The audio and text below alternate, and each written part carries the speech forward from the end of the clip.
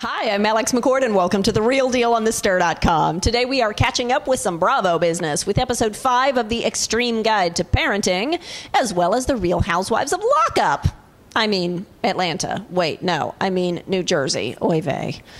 All right, first, let's parent to the extreme. While last week I actually enjoyed the parents, this week we are definitely back in love-to-hate territory. Between moms Madison and Lisa, I needed to down a bottle of wine in order to process this. Well, I didn't, actually, but I should have. Let's take the parents one by one, shall we? First, it's Lisa Mockenberg, nay, the hypnotist. She made me laugh. Really. While she is feeling the emotion of mastery, I was feeling the emotion of laughter. Particularly when the family cat kept bounding through the scene behind her victims. Interestingly, last week we had teenaged kids old enough to complain about their mother's tactics. This week we've got 16-year-old twins, but they are so far under their mother's thumb, it's a wonder they managed to protest at all. In fact, I'll bet you it was the producer's suggestion for the twins to beg mom not to hypnotize them while they take the SATs. They want to ace or bomb the test on their own merits, which I fully support. Hypnotizing a kid their whole life makes them completely dependent on you, whether that's physically true or in their heads. The kids call it the Jedi mind trick. And during the "please don't hypnotize us for the SATs" conversation, Lisa lies flat out to her children, saying that hypnotism or hypnosis will add 50 points to their score. I call BS on that one. That is just not true. No way. The editors have a lot of fun with Lisa. During the commercial speed bump, she hypnotizes the cat and tells it not to scratch the furniture. Then she puts it down, and the next shot we see is Miss Kitty bounding straight over to shred the couch. Now, it was a completely obvious cutaway, and I did wonder how long they filmed the cat in order to catch that. Or perhaps she scratched the furniture first, and then they suggested Lisa hypnotize her and flip-flopped it.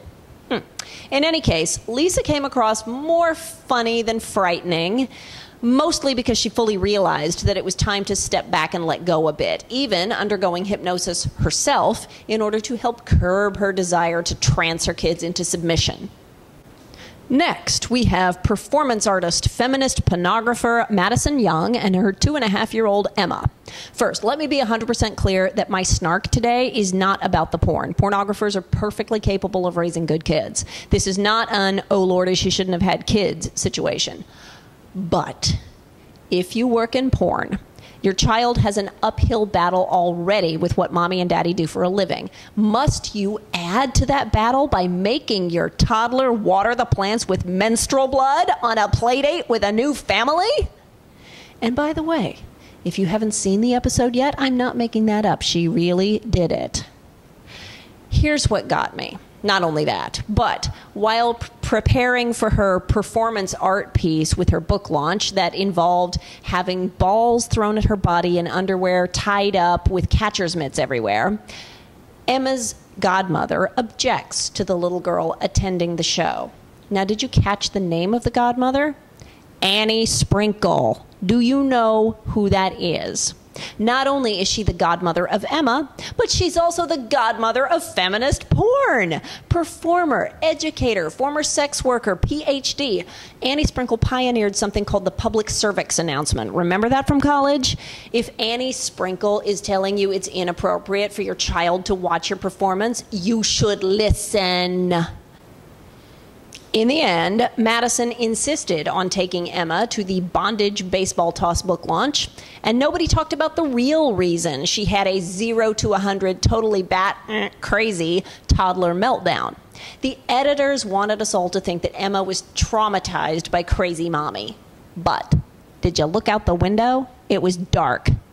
You could say, poor Emma for being subjected to pornographic performance art, or you could say, poor Emma for being kept up late past her bedtime. Forget the porn, the kid needs a nap. I just hated it that this mom was so self-involved and emotionally immature that she could not see past her own desire to express herself.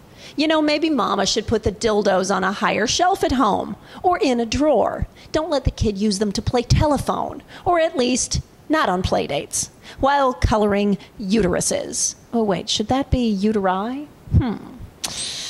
Anyway, let's move away from crazy parents who should be locked up to crazy parents who have been locked up. Real Housewives of Atlanta star Phaedra Parks had an eventful 24 hours with her husband Apollo Nida, who is now safely behind bars and serving his 8-year sentence for fraud. If you believe TMZ, Apollo went AWOL yesterday, stopping by Phaedra's house on his way to prison in Kentucky and causing a scene because she refused to deposit money into his prison account and also refused to promise that she would bring their 2 young sons to visit him. According to TMZ, Bravo cameras were at Phaedra's house and captured the fracas. Now, whether that's true or not, we'll have to wait and see.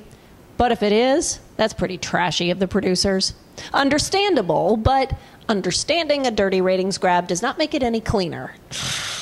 Nevertheless, Apollo did post final Twitter and Instagram messages prior to checking into prison. Oh my gosh, did I just say that? Checking into prison? This is not the Four Seasons. It's not vacation. Well, anyway, the prison has confirmed that he is in fact inside, so that's that. Although, Apollo did assure the public that we would hear from him very soon. So what does that mean? Perhaps it's a veiled reference to filming the show before he went inside? Dunno. And Apollo's not the only one harnessing the press. Real Housewives of New Jersey star Teresa Giudice has reportedly been told by Bravo that she cannot sell her post-sentencing interview to the highest bidder. It has to be with Andy. I can understand both sides here. So, Teresa and Joe will both be sentenced for their fraud case on October 2nd. And you can bet that the moment they walk out of the courtroom, everyone will want to know how they feel about the outcome, what it means for their family, what it means for the show, etc. Because everyone wants to know, there's a market for Teresa to sell the story. Tabloids like People magazine, or perhaps even TV talk shows, would be willing to pay her to give them the exclusive dirt. And of course, Teresa wants to make as much money as she can for her family. Not so fast, however. Bravo are exercising their right of first refusal. They have invested a significant amount of time in Teresa as a character, in the whole family, actually, and there would be no story to sell if it were not for Bravo. Frankly, one could argue that they might not be in this situation if they hadn't flaunted their wealth on Bravo, but one hopes that everyone who breaks the law is held accountable eventually. Anyway, Bravo have told Teresa they will exercise their right to have the exclusive on her story, which means that she will not make any extra money for it because Bravo will consider that press for the show. Well, let me know what you thought in the comments. For now, I am Alex McCord. You're watching The Real Deal on thestir.com. Don't forget to subscribe on YouTube and have a wonderful weekend. I will be taking off Monday and Tuesday, so I'll be back with you next Wednesday.